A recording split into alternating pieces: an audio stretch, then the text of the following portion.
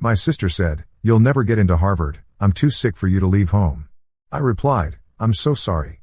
Then I discovered her cancer was fake and exposed every lie to our family. 3 years later, she's sobbing at my doorstep.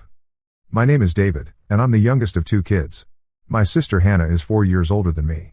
Growing up, we had what I thought was a normal sibling relationship, some fights, some good times, but nothing too dramatic. Our parents, Robert and Linda, always tried to treat us fairly, though I noticed Hannah had a flair for the dramatic that usually got her extra attention. I was always the academic one. While Hannah was more social and artistic, I buried myself in books. By my junior year of high school, I had a 4.0 GPA, was captain of the debate team, volunteered at the local animal shelter, and had scored a 1,580 on the SAT. Harvard had always been my dream school, not because of prestige, but because they had the exact neuroscience program I wanted to pursue. I'd been planning my application since freshman year. Hannah, meanwhile, had graduated high school with decent grades and was working as a photographer's assistant while living at home. She seemed happy enough, though she'd always make comments about how some people peak in high school whenever I brought up college plans. The diagnosis. Everything changed in October of my senior year. I was putting finishing touches on my Harvard application when Hannah came home from what she said was a routine doctor's appointment, looking pale and shaken. She sat our parents down and, with tears streaming down her face, told us she had been diagnosed with stage 2 lymphoma. The room went silent. My mom started crying immediately, and my dad looked like someone had punched him in the gut. Hannah explained that she'd been feeling tired and had found a small lump, and the biopsy results had just come back positive. She said the doctor wanted to start chemotherapy immediately and that she'd need our support more than ever. I felt like the world had stopped spinning. My sister, my annoying, dramatic, but beloved sister, had cancer. At 19 years old. All thoughts of college applications flew out the window. The manipulation begins. Over the next few weeks, Hannah's treatment began. She started wearing headscarves, claiming the chemo was making her hair fall out. She was constantly tired, often staying in bed all day. My parents were beside themselves with worry and guilt, constantly fussing over her and rearranging their lives to accommodate her needs. My dad, who worked as a city planner, started working from home more often. My mom, who managed a small bookstore, reduced her hours significantly. They both said they needed to be there for Hannah during this difficult time. Then came the conversation that changed everything. I was in my room, finally trying to focus on my Harvard application, when Hannah knocked on my door. She came in looking especially frail, wearing one of those soft cancer patient beanies she'd ordered online. "David, we need to talk," she said, sitting on my bed. "What's up? Do you need anything?" I asked, immediately closing my laptop. She took a deep breath. "I know how important Harvard is to you, but I need to ask you something, and I hope you'll understand." My stomach dropped. I knew where this was going. The doctors say the next year is going to be crucial for my treatment. There might be complications, and Mom and Dad are already so stressed. She paused, wiping away what I thought were real tears. "I know this is terrible timing, but I need you here. If you go to Massachusetts, and something happens to me." She didn't finish the sentence. She didn't need to. "I was thinking maybe you could defer for a year? Or apply to schools closer to home? I know it's a huge sacrifice, but I'm scared, David. What if I don't make it and you're hundreds of miles away?" I felt like my heart was being ripped out of my chest. Here was my sister, potentially dying, asking me to give up my dream to be there for her. What kind of monster would I be to say no? "Hannah, of course," I said immediately. "Harvard will always be there. You're more important than any school." She hugged me tightly, and I could feel her shaking. "Thank you," she whispered. "I promise I'll make this up to you someday." The lost year. I withdrew my Harvard application that day. Instead, I applied to our local state university and deferred my enrollment for a semester to help take care of Hannah. My parents were relieved and proud of my decision, constantly telling people what a good brother I was. For the next 8 months, I watched my sister go through what I believed was cancer treatment. She had regular appointments that she drove herself to, claiming she preferred the independence. She lost weight and always seemed exhausted. My parents spent thousands on organic foods, supplements, and alternative treatments that Hannah said might help. I put my life on hold completely. I turned down a summer internship at a local research facility that could have been amazing for my future applications. I spent my free time driving Hannah to appointments, cooking special meals for her, and generally being the supportive brother I thought she needed. The entire family dynamic revolved around Hannah's illness. Every conversation, every plan, every decision was filtered through the lens of her cancer. My achievements became irrelevant. When I mentioned possibly reapplying to Harvard for the following year, my parents looked at me like I was being selfish. Let's just see how Hannah's doing first, my mom would say. We need to focus on what's really important right now. The discovery. In June, almost 8 months after Hannah's diagnosis, I made a discovery that turned my world upside down. I was looking for my old phone charger in Hannah's room while she was at what she claimed was a chemotherapy session. I wasn't snooping, just checking her desk drawers where we often borrowed each other's things. That's when I found it, a notebook filled with Hannah's handwriting, lying open to a page that made my blood run cold. At the top of the page, she'd written Cancer Act, research notes. Below that were detailed lists of cancer symptoms, side effects of chemotherapy, and what appeared to be a timeline of her fake illness. There were notes like week 12, start looking more tired, and month 6, complain about nausea more.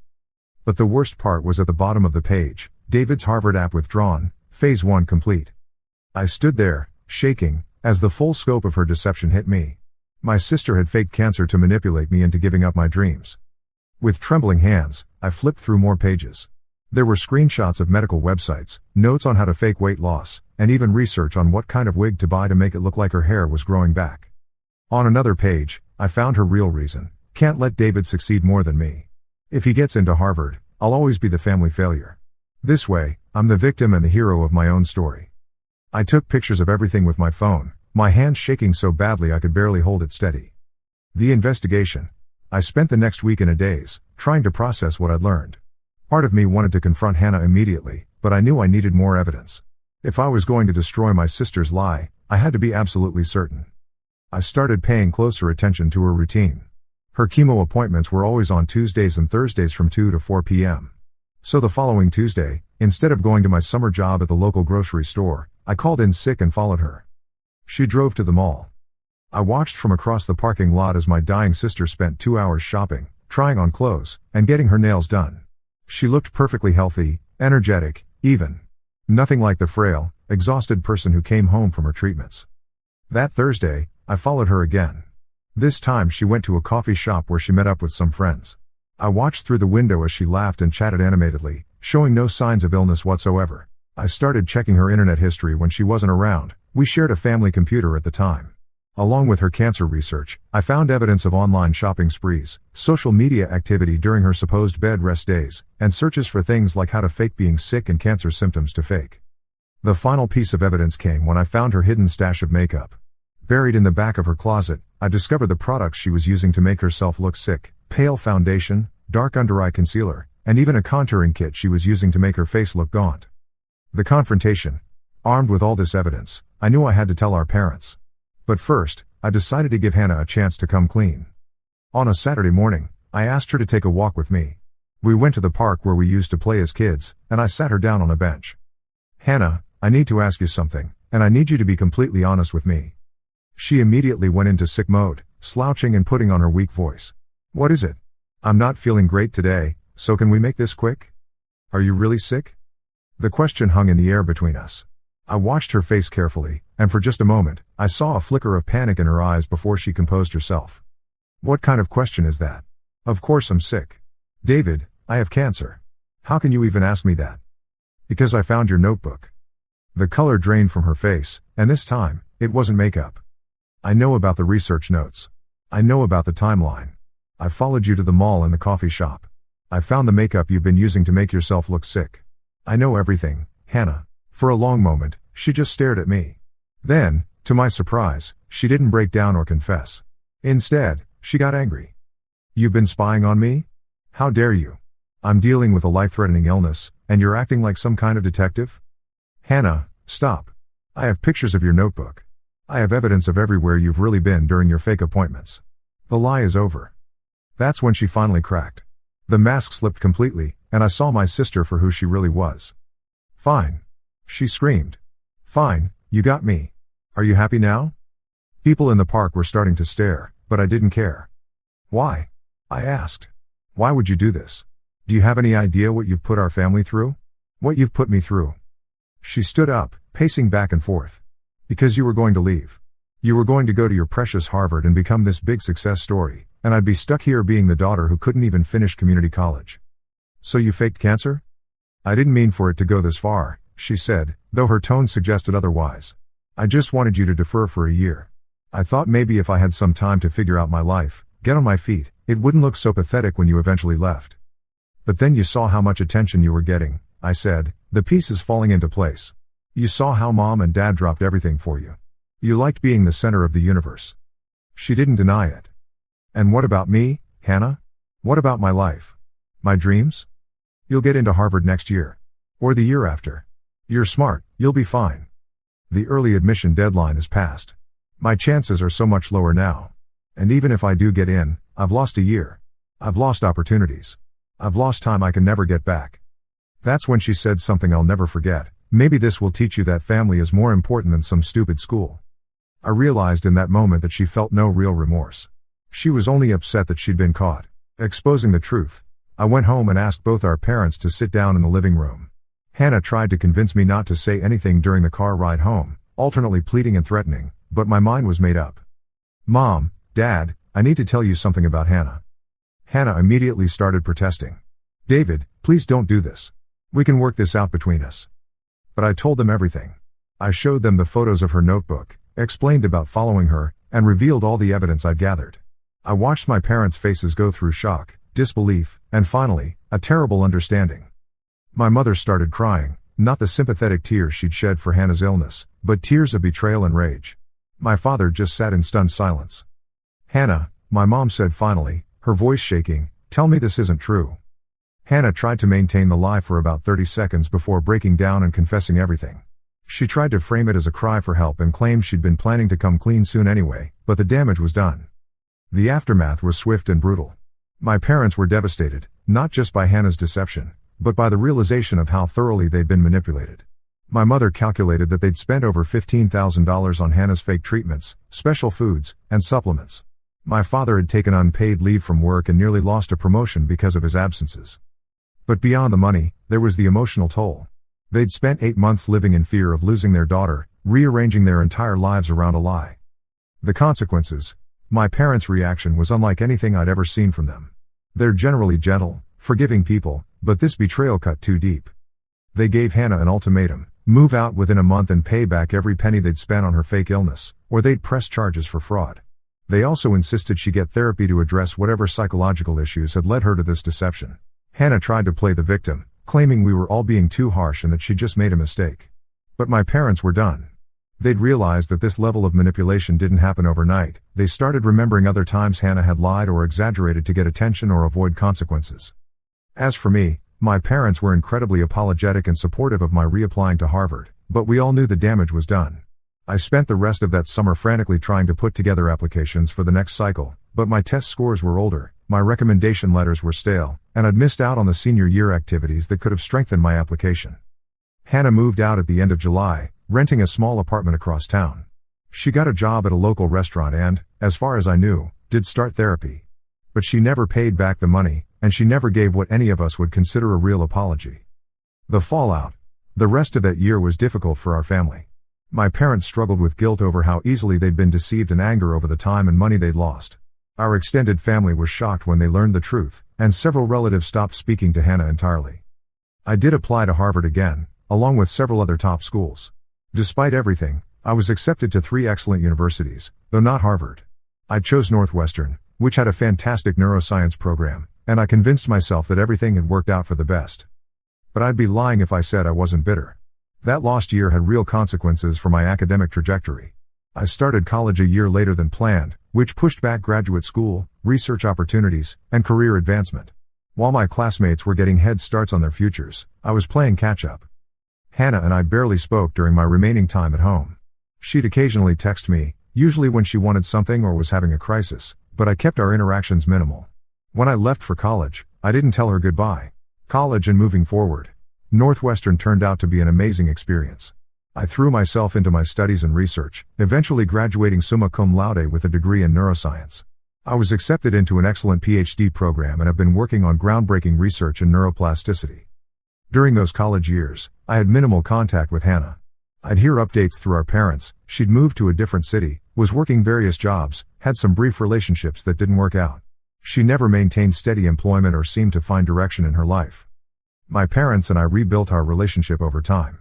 They remained supportive of my academic pursuits and were proud of my achievements, but there was always an underlying sadness about the year we'd lost and the trust that had been broken. They maintained minimal contact with Hannah, sending birthday cards and the occasional text, but the warmth that had once characterized our family was gone. I graduated college, started my PhD program, and began building the life I'd always wanted. I even started dating a wonderful woman named Sarah, who I met in graduate school. Life was good, and I rarely thought about Hannah or the mess she'd created years earlier. 3 years later, which brings me to last week, exactly 3 years after I'd exposed Hannah's deception. I was in my apartment, working on my dissertation, when my doorbell rang. I wasn't expecting anyone, and delivery drivers usually just left packages at the door. Annoyed at the interruption, I opened the door without checking the peephole. Hannah was standing there, and she looked terrible. Not fake terrible like she'd looked during her cancer year, but genuinely awful. She was thin in an unhealthy way, her clothes were wrinkled and didn't fit properly, and she had dark circles under her eyes that no amount of makeup could have created. But what struck me most was that she was crying, really, truly sobbing in a way I'd rarely seen from her, even as children.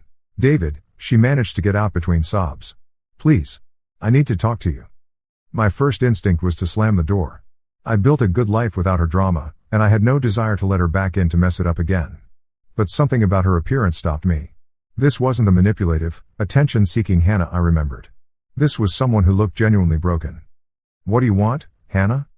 "I know I have no right to be here," she said, wiping her nose with a tissue that looked like it had been used many times before. "I know you hate me, and you have every right to. But I need to tell you something, and I need you to hear it." Against my better judgment, I let her in. She sat on the edge of my couch like she was afraid she might contaminate it, still crying. "I've been thinking about what I did every day for 3 years, she began. "I mean every single day. I wake up thinking about it, and I go to sleep thinking about it. I know that what I did was unforgivable, but I need you to know that I understand now how wrong I was." I crossed my arms and waited for the manipulation to begin, for her to make this about her own suffering somehow. "I ruined your life," she continued. "I know you went to Northwestern and you're doing well, but I know that's not the point. I stole a year from you. I stole your Harvard dream. I put our parents through hell. I made them think their daughter was dying for my own selfish reasons." She was sobbing so hard she could barely speak. "I've been in therapy for 3 years, real therapy, not because mom and dad made me but because I finally realized how messed up I am. I've been diagnosed with narcissistic personality disorder and some other things, and I've been working so hard to understand why I did what I did." This was not what I'd expected to hear. "I was jealous of you," she admitted. "I was jealous of how smart you are, how driven you are, how everything seems to come easily to you. But that's not an excuse. Being jealous doesn't justify what I did. Nothing justifies what I did." She looked up at me with red, swollen eyes. "I'm not here to ask for forgiveness, because I know I don't deserve it.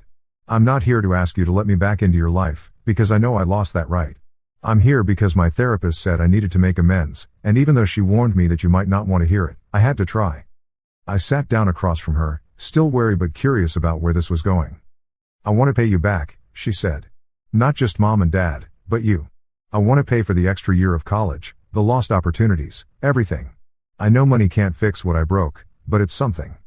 Hannah, you work at restaurants. You don't have that kind of money." "I've been working 3 jobs for 2 years, she said. "I have about $30,000 saved up. I know it's not enough, but it's a start. And I'm going to keep working until I've paid back every penny I cost this family." I was stunned. The Hannah I knew had never worked 3 jobs in her life, had never saved money, had never put anyone's needs before her own immediate desires. "I also want you to know," she continued, "that I've told everyone the truth. Everyone.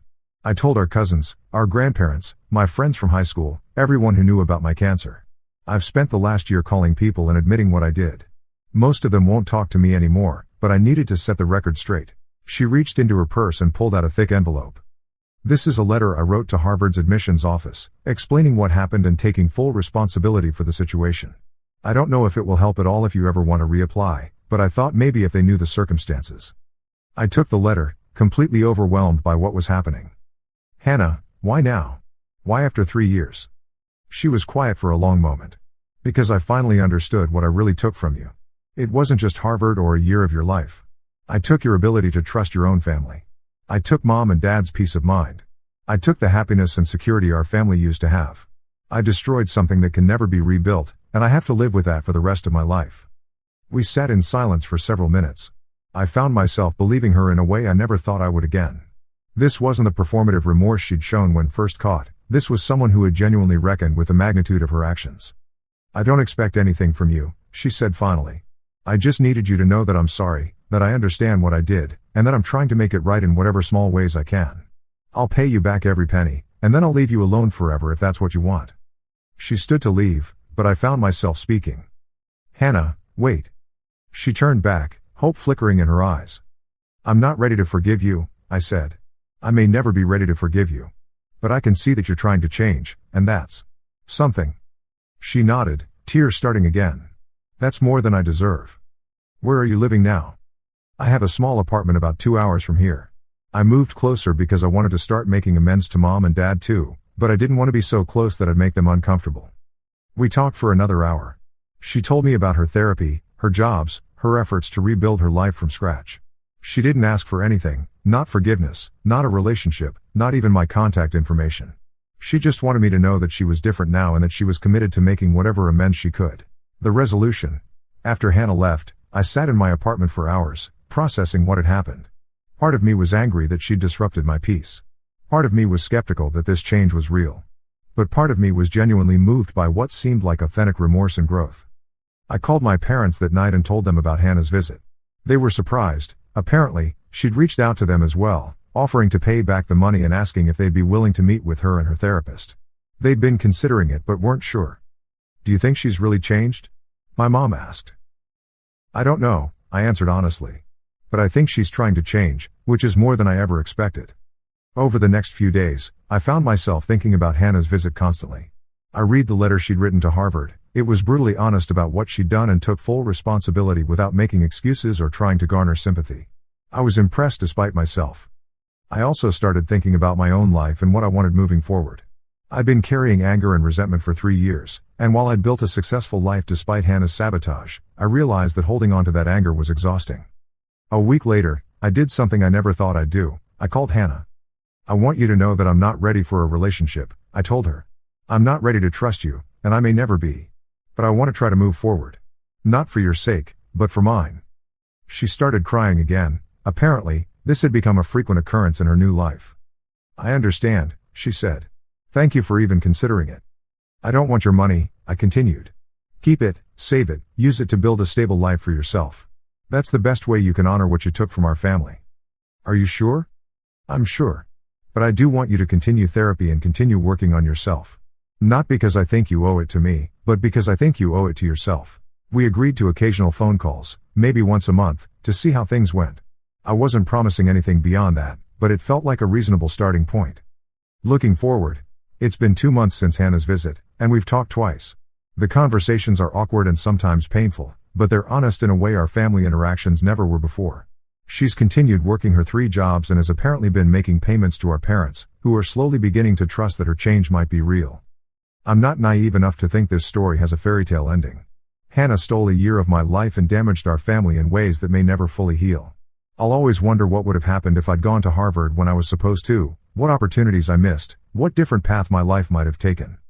But I'm also learning that carrying resentment is like holding on to a hot coal. It burns you more than anyone else. Hannah destroyed the trust in our family, but she can't destroy my future unless I let her. I have a life I'm proud of, work that I love, and a relationship with Sarah that makes me happier than I ever thought possible. As for Hannah, I genuinely hope she continues to grow and change. Not because I think she deserves forgiveness or a second chance, but because everyone deserves the opportunity to become a better person than they were. The 3 years of silence between us were necessary for both of us. I needed time to build a life independent of her manipulation, and she apparently needed time to understand the magnitude of what she'd done. Now, maybe we can both move forward, not as the siblings we once were, but as 2 adults who are trying to do better than we did before. TLDR, sister faked cancer to manipulate me into giving up Harvard, costing our family a year of hell and thousands of dollars. I exposed her lies and cut contact. 3 years later, she showed up at my door with genuine remorse, evidence of real change, and a commitment to making amends. While I'm not ready to forgive, I'm learning that moving forward might be possible. Edit, thanks for all the comments and support. This has been incredibly therapeutic to write out. For those asking about updates, I'll try to post one if anything significant happens, but I'm hoping the rest of this story is just slow, steady healing for everyone involved.